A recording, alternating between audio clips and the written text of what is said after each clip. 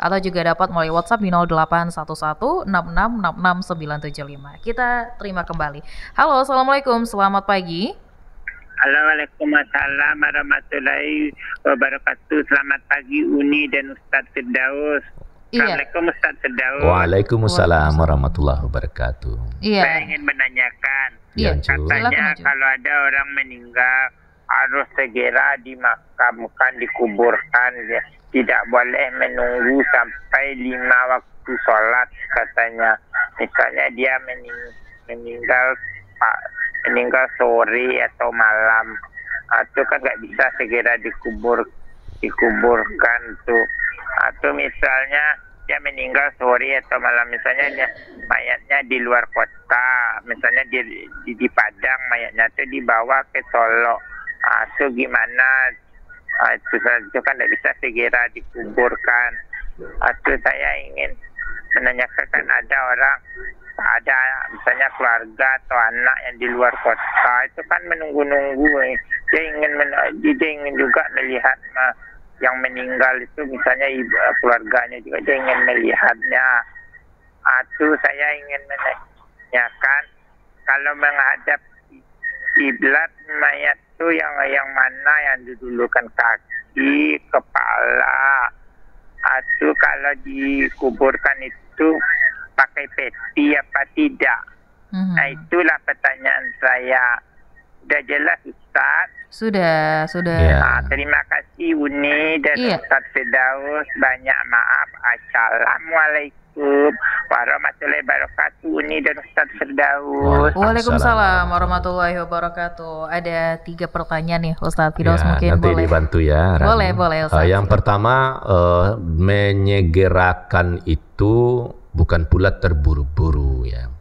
Menunggu yang wajar bisa. Misalnya katakanlah mayat itu di Kota Padang, anaknya dari Bandung, sudah sampai di Bandara Internasional Minangkabau. Jadi diperkirakan 45 menit atau 1 jam kurang sudah sampai. Menunggu seperti itu boleh. Tapi dia masih di Bandung, masih belum ada kepastian dapat pesawat dan jangan. Nggak harus menunggu, karena mayat itu segera, jangan pula sampai berlarut-larut. Kemudian tetangga yang bekerja, yang akan melaksanakan tugas, kerjanya juga banyak. Terus mayat jangan pula berlama-lama di atas rumah. Nah, terus kalau misalnya meninggalnya sore, memang tidak terkejar. Atau meninggalnya malam, tidak mungkin malam itu. Boleh besoknya. Tapi upayakan sebelum zuhur sudah selesai dalam memandikannya. Boleh saja nanti itu diantarkan ke pemakaman, melihat situasi, kondisi di kampung atau di kota kita, hanya bisa sesudah zuhur. Ya sudah zuhur, tapi jangan pula sampai menunggu asar itu ya.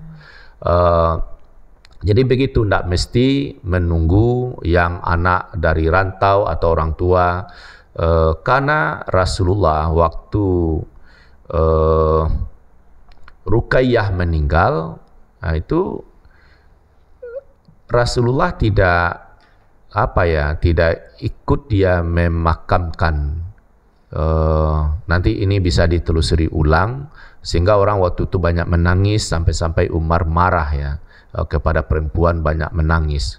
Lalu Umar mau menampar, datanglah Nabi, jangan. Dia menangis karena memang ya itu tulus, bukan karena setan.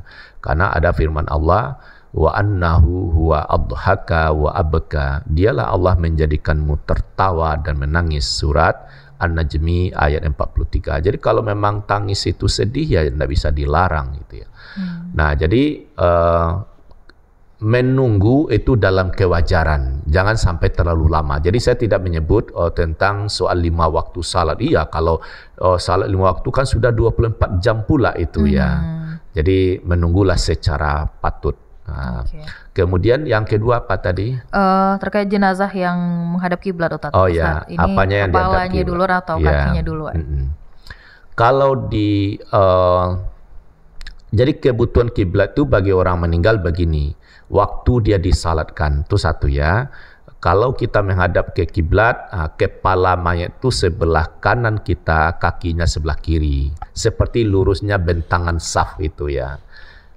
Itu yang pertama. Yang kedua, waktu memasukkan ke dalam lahat. Jadi lahat itu digali dengan memanjangnya itu kemana model saf ya. Model saf salat begitu. Lalu lahatnya dibuat sebelah kiblat. Nanti setelah mayat masuk ke dalam lahat, begitu kita menghadapkan diri badan kita ke kiblat, ya sama seperti waktu salat tadi, kepalanya yang sebelah kanan, kaki sebelah kiri di dalam lahat itu. Hanya saja tidak menelantang, tetapi dimiringkan benar, sehingga perutnya, hidungnya, dua mata ujung jari kakinya itu ya menghadap kiblat.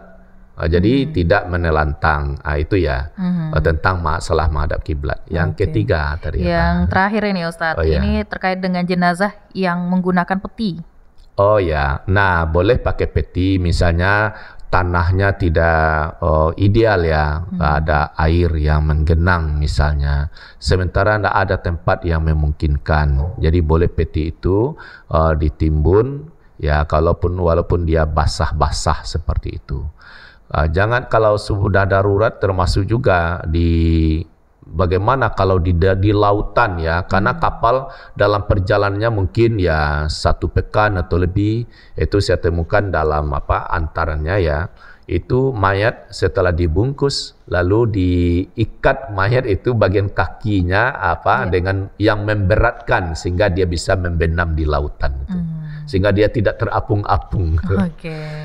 Baik Ustadz, ini menanggapi pertanyaan dari Uncu DP dan menjadi pertanyaan terakhir kita juga di pagi hari ini Ustadz, karena kita juga sudah berada di penghujung kebersamaan kita. Ustadz, mungkin sebelum kita tutup program Mutiara Pagi Berjaringan di edisi hari ini, boleh disampaikan kesimpulan atau pesan-pesan dari Ustadz Firdaus terkait dengan tema kita di pagi hari ini. Silakan Ustadz. Ya, terima kasih.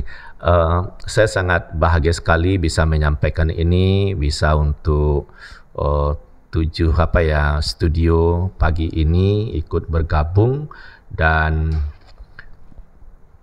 ini sangat penting disebarluaskan bahwa tertib umat itu ya waktu hidup sampai waktu meninggal. Orang meninggal kan bagaimana dia tertib, tentu kita yang berlaku tertib, tertib mengantarkan jenazah sampai menguburkan, dan kalau dikembangkan tertib kembali dari pemakaman juga, dan bagaimana pula merawat pemakaman itu bisa saja dikembangkan dalam pertemuan berikutnya. Allah Subhanahu wa taala kalau peradaban manusia menguburkan jenazah itu apa? Allah utus ya burung gagak, bagaimana mencontohkan kalau ada kematian lalu dikuburkan, jadi tidak dibiarkan bergelimpangan saja. Sebagaimana firman Allah ini, pendengar bisa lihat surat Al-Maidah ayat 31. Kemudian Allah mengutus seekor burung gagak menggali tanah untuk diperlihatkan kepadanya Qabil bagaimana dia seharusnya menguburkan mayat saudaranya.